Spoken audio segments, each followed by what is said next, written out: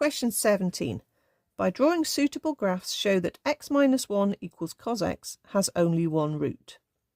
Okay, so we'll do that first. We know what the graph of x minus 1 looks like. It's just a y equals mx plus c, straight line, intercept minus 1, gradient 1. Our cos x graph oscillates between plus and minus 1, okay, and it's going to start at height 1. So it's going to go up and down and up and down. I'm not exactly sure what scale I'm particularly using there, but there's my cos graph. It is definitely only going to intersect once because it doesn't come down low enough to intersect here, because it's only going to go to height minus 1 and it's already, the straight line's already gone way past that. So we can definitely say that there's only one intersection point, even if we're not sure quite if we've drawn it to scale or not. Therefore, there is one root to this equation where they are equal to each other.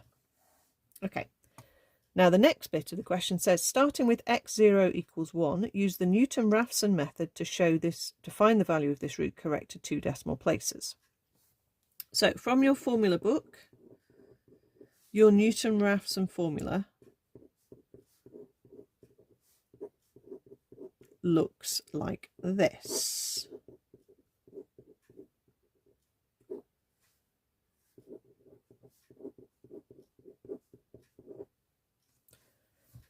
So the first thing we need to do is actually hop our terms across onto one side. We need all of our algebraic terms to equal 0. So f of x in this case, rather than being x minus 1 equals cos x, we can say x minus 1 minus cos x. Or we could do it the other way and hop the terms the other direction. It won't make a difference. Okay. We need the differential of the function as well. So another thing we need to write down is what f dashed x is. So x differentiates to 1, a 1 disappears. Now cos x differentiates to negative sine x, so therefore negative cos x is going to differentiate to positive sine x. So f dashed x is 1 plus sine x. So if we start with x0 equals 1, using the formula for the first time, we'll get x1 is the value of x0, which is a 1, minus the value of the function when you're using an x is a 1. So that will be 1 minus 1 minus cos 1 over the value of the function, the differential of the function, when x is 1. So that will be 1 plus sine 1.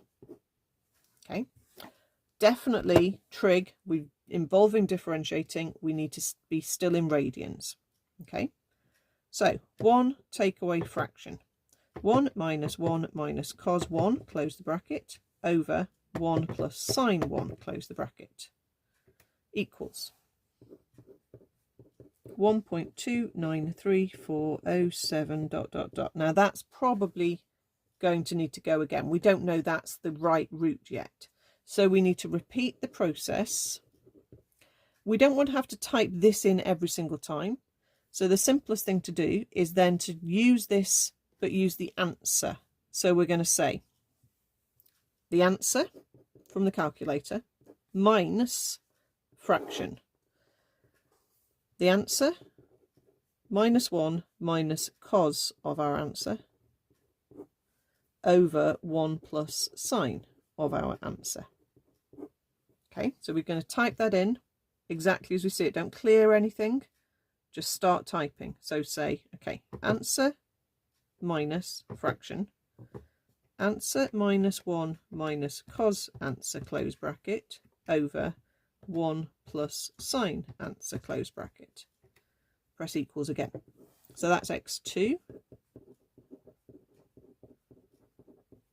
Okay, don't really need tons of decimal places. I just need it to have settled down to 2 dp, which it's definitely done now. It's basically settled down to about 4 dp already. Okay, you can keep pressing the calculator button so it completely stops changing, but You only need the first 2 decimal places. So